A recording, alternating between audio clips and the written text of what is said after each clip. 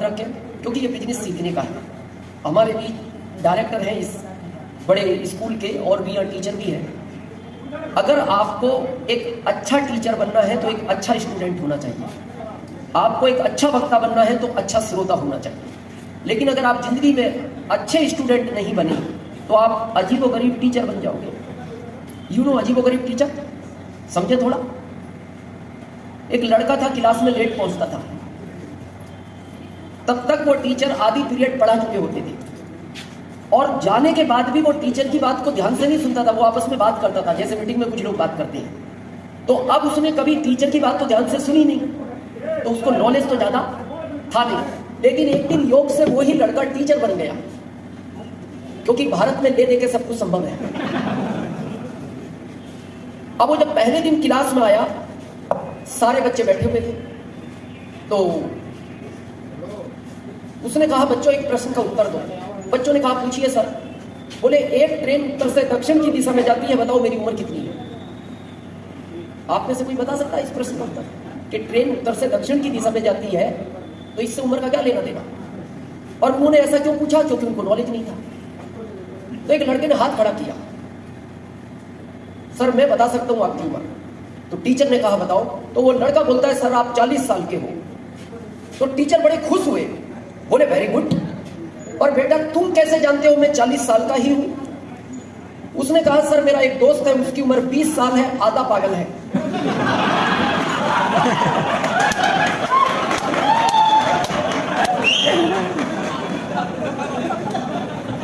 आप समझ गए?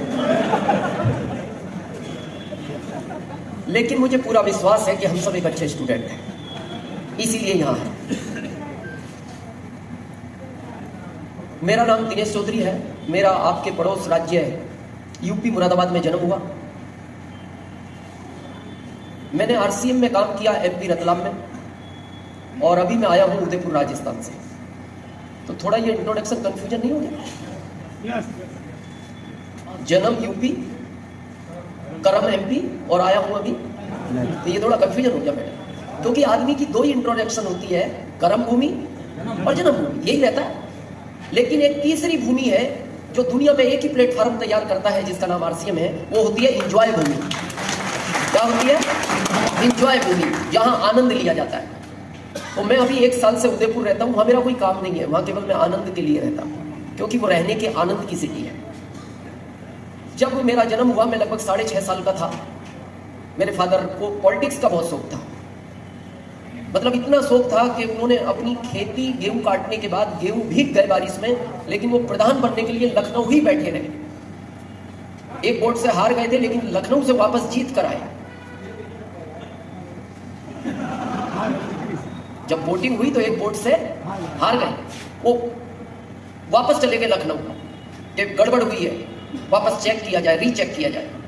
तो रीचेक में भी आना तो एक कमी था, पर वो करके पूरा ले आए। मतलब इतना शौक था उनको राजनीति का। प्रधान शायद बिहार में मुखिया बोलते हैं, है ना, मुखिया पद बराबर है, लैंग्वेज डिफरेंट है। मुखिया मतलब अपने एरिया का मुख्यमंत्री। हाँ, मतलब अपने एरिया का मुख्यमंत्री, वो किसी को रिक्वेस्ट नहीं करता, आदेश करता है। तो मेरे को अच्छी तरह याद है, मैं 6.5 साल का था, तो मेरे पिताजी ने कहा कि चलो अभी स्कूल चला जाए, क्योंकि उस समय बहुत छोटे बच्चे को स्कूल नहीं भेजते थे गाँव में, 5-6 साल की उम्र में भेजते थे। आजकल तो फैशन बन गई, शायद 4 साल, 3 साल, 2.5 साल, अभी तो सुना है 2 साल में प्ले स्कूल में डाल देते हैं बच्चे को। मेरा ऐसा मानना है बहुत छोटे बच्चे को स्कूल नहीं भेजना चाहिए, वो उसके खेलने कूदने की उम्र होती है, उसका मानसिक विकास भी रुकता है, शारीरिक विकास भी रुकता है। मेरा पोता जब 5 साल का हो गया तब मैंने उसका एडमिशन होने दिया, 1 साल पहले, अभी वो 6 साल का हो गया। तो उसके माता पिता मेरे से बड़े नाराज हुए। उन्होंने मेरे को कहा आप नहीं जानते, आपके जमाने में पढ़ाई नहीं चाहिए थी, आज के जमाने में बगैर पढ़ाई के काम ही नहीं चलता। मैंने उनको एक ही लाइन में जवाब दिया कि बगैर पढ़ाई के काम चल रहा है कि नहीं? ये कितना भी बड़ा प्रोफेसर बन जाए, ये कितना भी बड़ा ऑफिसर बन जाए, ये मेरी बराबर पैसा कमा ही नहीं सकता। अभी वो 6 साल का है, जॉब में कब लगेगा? लगा भी तो लगभग 20 साल बाद, और लगा भी तो पहले दिन कितने सैलरी पे लग सकता है? 30,000, 40,000, 50,000, 70,000, 1 लाख। तो मैंने कहा जब ये 20 साल बाद 1 लाख की सैलरी पे लगेगा तो करंट में मैं हर महीने 1 लाख तो भारत सरकार को इनकम टैक्स देता हूं करंट में, तो ये मेरी बराबर कैसे करेगा? जो भी रहा, तो मेरे फादर स्कूल ले गए। तो यहाँ उस समय के लोग होंगे, पहले स्कूल में प्रिंसिपल नहीं हुआ करते थे, हेडमास्टर हुआ करते थे। तो मेरे फादर ने जाके कहा ये मेरा बच्चा है, इसको पढ़ाओ, पढ़ने में ठीक हो तो इसको हर साल क्लास चेंज कराना, पढ़ने में कमजोर हो तो इसको 1 साल उसी क्लास में और रख के फिर आगे भेजना। और अगली लाइन उन्होंने बोली, मैं इस गांव का मुखिया हूं। समझ गए आप? उनका कहने का मतलब था स्कूल पढ़े ना पढ़े, ये बच्चा पढ़ना चाहिए। उस लाइन का अर्थ ही ये था इंट्रोडक्शन का। तो हेड मास्टर साहब ने मेरे को 10वीं तक 18 साल पढ़ाया। हो सकता है मेरे पिताजी की बात उनको अच्छी लगी हो, और 18 साल के बाद उन्होंने गांव में खबर भिजवाई किसी आदमी के थ्रू कि मुखिया जी को भेजना, सरपंच जो मुखिया है, प्रधान, उनको भेजना। मेरे पिताजी को बुलाया गया और मेरे पिताजी से हेड मास्टर साहब ने कहा या तो आप इस बच्चे को इस स्कूल से ले जाओ या फिर ये स्कूल हम यहां से ले जाएं। आपको तो हंसी आई, उस समय मेरे पिताजी को बहुत गुस्सा आया, क्योंकि वो इनडायरेक्ट उनकी इंसल्ट थी। तो उन्होंने कहा हेडमास्टर साहब को तुम्हें स्कूल ले जाने की आवश्यकता नहीं है, इस नलायक को मैं ले जा रहा हूं। और वहां मेरा पढ़ाई का करियर खत्म हो गया। घर जाके मेरी माँ को बोलते इसके भाग्य में भी खेती लिखी है। तो मेरी माँ ने कहा बेटा तू खेती कर पाएगा? यहाँ किसान होंगे कुछ, हार्ड वर्क है खेती, उसमें मजबूत आदमी चाहिए। तो अभी तो मैं थोड़ा न्यूट्रिशन खा के ठीक हो गया। मैं पहले बहुत पतला दुबला था, मतलब इतना पतला दुबला था कि जब बहुत तेज हवाएं चलती थी तो मेरी माँ बाहर निकल के देखती थी बच्चा बाहर तो नहीं खेल रहा, और उसको दिखता था बाहर नहीं है तो उसको लगता कहीं सेफ है। तो मेरी माँ ने कहा बेटा खेती तो तुमसे होगी नहीं, तो क्या करोगे? कोई ऐसा काम तलाशो, ऐसी नौकरी ढूंढो जिसमें मेहनत कम हो लेकिन पैसे कितने भी थोड़े आए, लेकिन मेहनत नहीं होनी चाहिए, क्योंकि मेहनत तुम कर नहीं सकते। तो मैं अपनी मार्कशीट लेके 6 साल तक यूपी गवर्नमेंट के पीछे घूमा, बहुत लोगों को दिखाई।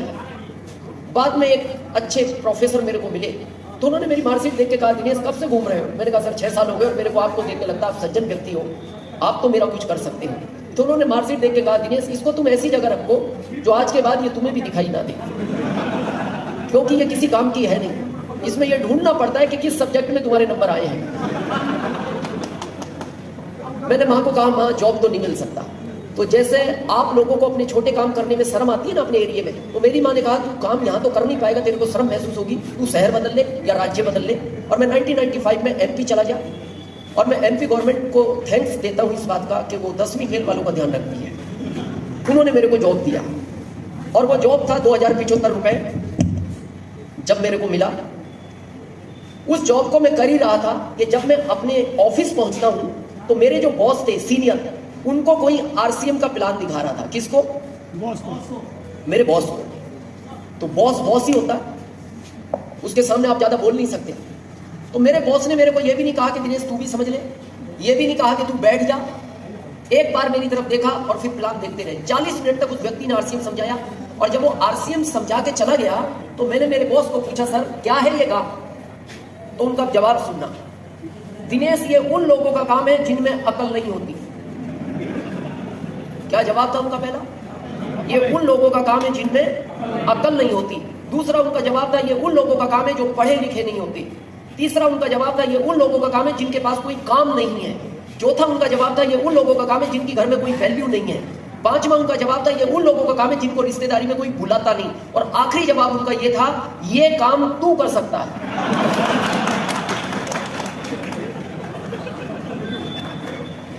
समझ गए आप? मतलब उन्होंने आखिरी लाइन में ये सिद्ध कर दिया कि ये सारे गुण तेरे में पाए जाते हैं। और मैंने उनको कहा, मैंने कहा सर मैं आरसीएम आज ही शुरू करूंगा, और मैंने आरसीएम उसी समय शुरू किया। लेकिन आश्चर्य इस बात का है कि 3 साल पहले वो भी ज्वाइन हुए हैं। कौन? बॉस। जब वो ज्वाइन हुए तो मैंने उनको एक बात पूछी, मैंने कहा सर वो 5 बातें याद करो ना। ये आरसीएम किन लोगों का काम है? आप विश्वास नहीं करोगे, मैं ये रियल घटना बता रहा हूं। उनकी आंख में आंसू आ गए, और ये मैं बताना नहीं चाहता था। ये बात मैंने इसलिए बताई, आज भी बहुत लोग आरसीएम के प्रति सीरियस नहीं है। आज भी बहुत लोग इसमें अपना टाइम पास कर रहे हैं। आज भी बहुत लोग ये इंतजार कर रहे हैं कि 2-3 साल बाद कर लेंगे, 4 साल बाद कर लेंगे, अभी केवल सुन के आ जाओ, ज्वाइनिंग बाद में ले लेंगे, काम फिर स्टार्ट कर लेंगे। जैसे ही मैंने उनको कहा भैया वो 5 लाइनें याद करो, तो उन्होंने मेरे को आंख में आंसू आने के बाद, मेरे को अच्छा नहीं लगा। मैंने कहा शायद मेरे को ऐसा नहीं बोलना चाहिए था, मेरे सीनियर रहे हैं जॉब में, अभी रिटायर्ड होने वाले वो अगले साल। तो मैंने कहा सर सॉरी, मेरे से गलती होगी, मेरे को ऐसा नहीं बोलना चाहिए था। और मेरे को उस समय दुख ज्यादा हुआ था, इसलिए मैंने ऐसा कह दिया। उन्होंने कहा नहीं दिनेश, तुमने ठीक कहा है,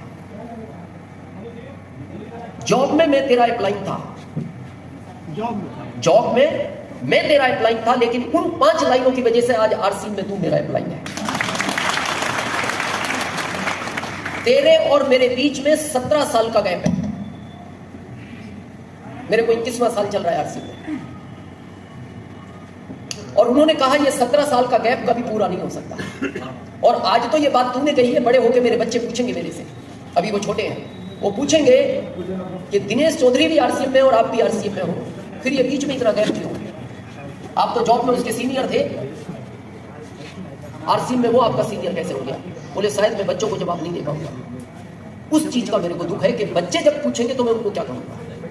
तो मेरा आपसे निवेदन है, जो लोग आ ही गए हैं या कर रहे हैं तो सीरियस रहें, करना तो पड़ेगा, आना तो पड़ेगा ही। यहां से मेरा सफर स्टार्ट हुआ। बहुत लोग मेरे से बार बार प्रश्न पूछते हैं, सर आरसीएम को करना क्यों चाहिए?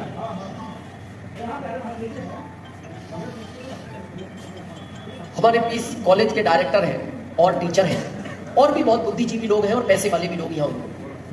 प्रश्न पैसे का नहीं है, आरसीएम क्यों करना चाहिए? आप जिस काम को भी कर रहे हो, कभी ध्यान से सोचना कि आपका परिवार भी आपके साथ खुश है या नहीं। एक कड़वा सच है लेकिन है सच। आपकी इजाजत हो तो मैं कहूं इस भारत में 80% महिलाएं आज भी अपने पति के साथ इच्छा से नहीं मजबूरी में रहती हैं। ये कड़वा सच है, इच्छा से नहीं मजबूरी में रहती है। रह क्यों रही है? भारत के संस्कारों में पली है। जब एक बच्ची की आप शादी करते हो तो देखना माता पिता बार बार एक ही बात बोलते हैं, बेटा कुछ भी हो रहना वहीं है, बेटा कुछ भी हो रहना वहीं है, बेटा एडजस्ट करो, जिंदगी चलती है अप डाउन, कोई फर्क नहीं पड़ता, लेकिन रहना वहीं है, बार बार बोला जाता है। इसलिए वो मजबूरी में रहती है। अगर शादी करते टाइम उसको ऑप्शन दे दिया जाता कि जब तक तुम्हें अच्छा लगे रहना और जब अच्छा नहीं लगे छोड़ के भाग आना, आपको क्या लगता है आप में 60% लोग आज सिंगल होते? 60% सिंगल होते। और ये बात पता है मैं क्यों कह रहा हूं? मैं भुक्तभोगी हूं, मैं उस दौर से गुजरा हूं। मेरी जब शादी हुई, जिसके साथ हुई, जब उसका जन्म हुआ जिस घर में, उस समय उसके घर में 3 कारें और बंगले थे। जब उसका जन्म हुआ 3 कारें और बंगले थे। इसका कारण उसके पिताजी थे। जब मेरी आंख खुली, मेरा जन्म हुआ, हमारे घर में साइकिल भी नहीं थी। इसका कारण हमारे पिताजी थे। अब हमारी शादी उस घर में कर दी, ये हमारे पिताजी की गलती थी। शादी हमेशा बराबरी में करनी चाहिए, क्योंकि अमीर ससुराल के अगर फायदे हैं तो नुकसान भी है।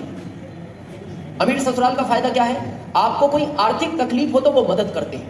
विनोद जी, अमीर ससुराल का क्या फायदा है? आपको कोई आर्थिक तकलीफ हो तो वो मदद करते हैं। नुकसान क्या है? उनकी बहन को कोई तकलीफ हो तो वो एक्स्ट्रा मदद करते हैं। समझते हैं आप? एक्स्ट्रा फिर वो पैसों से मदद नहीं करते, हाथ पैर से मदद करते हैं, वो एक्स्ट्रा मदद होती है। तो अमीर ससुराल का ये नुकसान है। तो कभी अमीर ससुराल अगर गलती से मिल भी जाए, जैसे हमें मिल गई गलती से, तो आपके ससुराल के बीच में डिस्टेंस होना चाहिए, फासला होना चाहिए 20, 30, 40, 50 किलोमीटर का। जितना ज्यादा हो उतना अच्छा है। क्यों होना चाहिए? कभी उनकी बहन उनके भाई को कोई शिकायत करे तो आपको भागने का मौका तो मिलना चाहिए। इसीलिए मैंने भविष्य देखते हुए राज्य बदल लिया। मेरी ससुराल है यूपी की और मैं शिफ्ट हो गया एमपी, अपनी ससुराल से 1500 किलोमीटर दूर। महीने में 20-22 दिन मेरी पत्नी मेरे को एक फिक्स कोटेशन सुनाती थी, फिक्स था। अपने आप को सौभाग्यशाली समझो, मैं आपके साथ रहती हूं।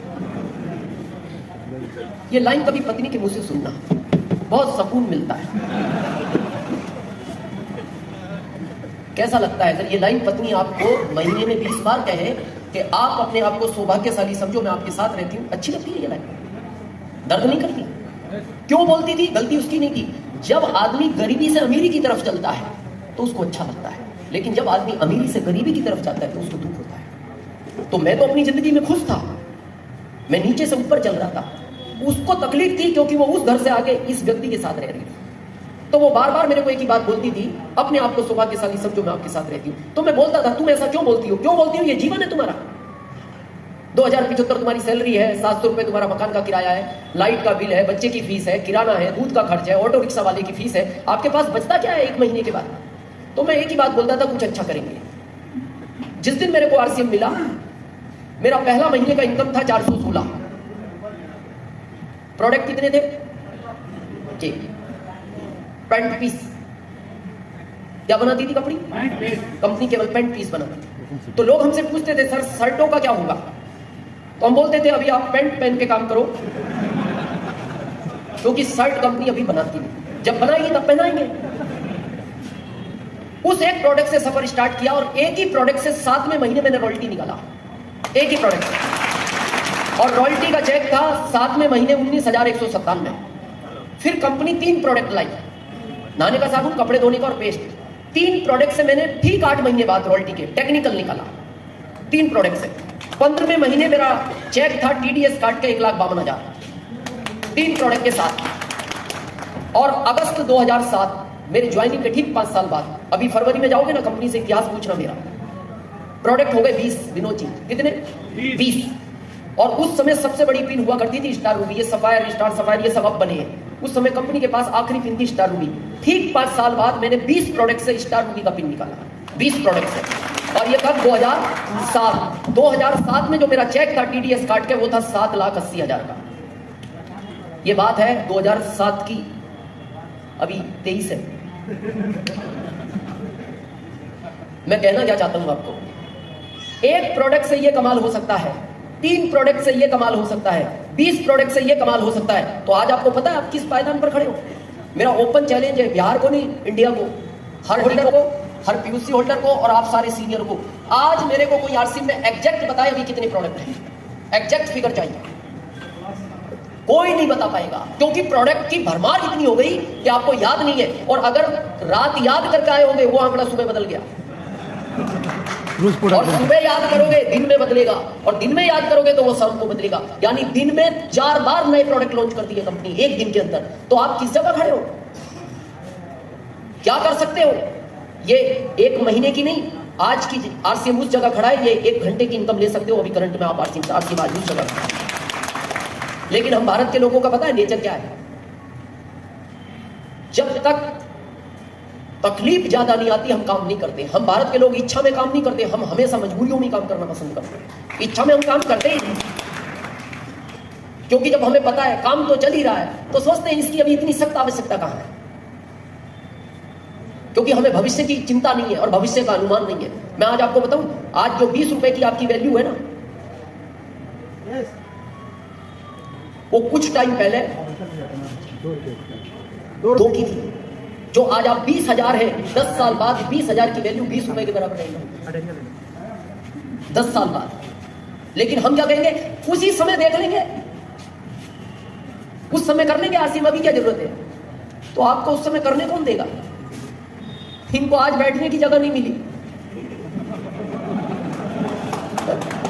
इनको आज बैठने की जगह नहीं मिली। आपको क्या लग रहा है आपको इसमें जगह मिलेगी?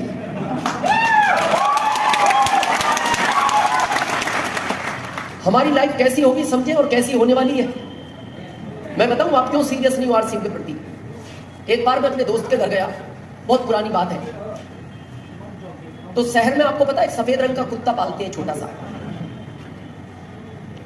तो जब मैं उसके घर पहुंचा तो घर के सारे लोग टीवी देख रहे थे, सीरियल चल रहा था, सास भी कभी बहू थी। तो सारे लोग टीवी देख रहे थे, वो कुत्ता भी टीवी ही देख रहा था। कुछ बेड पे थे, कुछ सोफे पे थे, कुछ कुर्सी पे थे। जैसे ही मैं पहुंचा तो मेरे दोस्त ने मेरे को इशारा किया, कैसे आए हो?